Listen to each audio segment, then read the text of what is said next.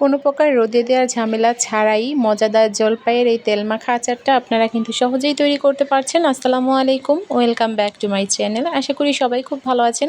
আজকে আমি এখানে জলপাইয়ের তেল মাখা একটি আচারের রেসিপি শেয়ার করছি। আর এর জন্য আমি জলপাই নিয়ে নিয়েছি, আর জলপাইগুলো একটু করে কেটে দিয়েছি, দেখতেই পাচ্ছেন। আর এখানে 1 লিটার তেল দিয়ে দিয়েছি পাত্রে, এতে দিয়েছি গোটা মশলা, আর এবারে দিয়ে দিয়েছি শুকনো মরিচ। এই সব কিছু ভালো করে ভেজে নিচ্ছি। এবার এতে অনেকগুলো রসুনের আস্ত কোয়া দিয়ে দিলাম, এগুলো একসাথে করে ভেজে নিচ্ছি। মরিচটা লাল হয়ে ভাজা পর্যন্ত অপেক্ষা করব।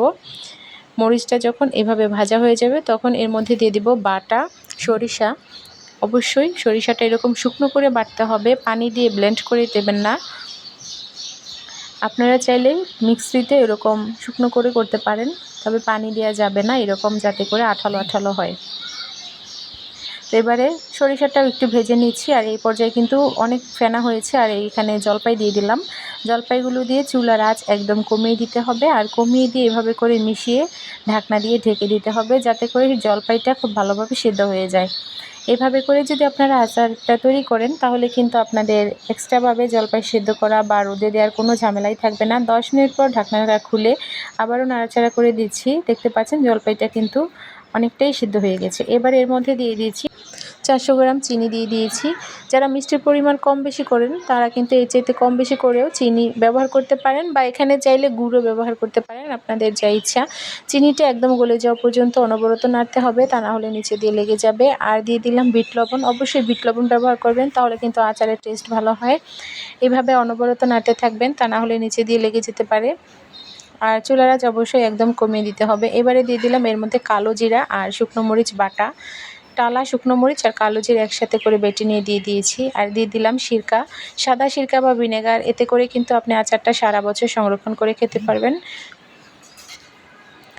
এইভাবে করে আচারটা তৈরি করবেন, আর কাচের জারে সংরক্ষণ করে রোদে দিবেন, তাহলে কিন্তু অনেক দিন পর্যন্ত আচারটা ভালো থাকবে। এবারে দিচ্ছি আচারের মূল উপকরণ 5 ফোড়ন। এটা আমি ভাজা দিয়ে নিয়েছি, হালকা করে ভাজা দিয়ে কিছুটা আধ ভাঙা আর কিছুটা একদম গোটা গোটা রেখেছি। এতে করে আচারের ফ্লেভার কিন্তু খুব ভালো হয়। এটা দেওয়ার পর খুব ভালোভাবে মিশিয়ে নিচ্ছি। আর যখন দেখবেন চিনির দানাগুলো একদম গলে গিয়েছে, ভিতরে যে গ্রেভিটা হয়েছে ওইটা এরকম পাতলা শিরার মতো হয়ে গিয়েছে, কোনো প্রকার চিনির দানা দেখা যাচ্ছে না, তখন আচারটা নামিয়ে নিতে হবে চুলা থেকে। দেখুন জলপাইটা কিন্তু খুব ভালোভাবে সিদ্ধ হয়ে গিয়েছে।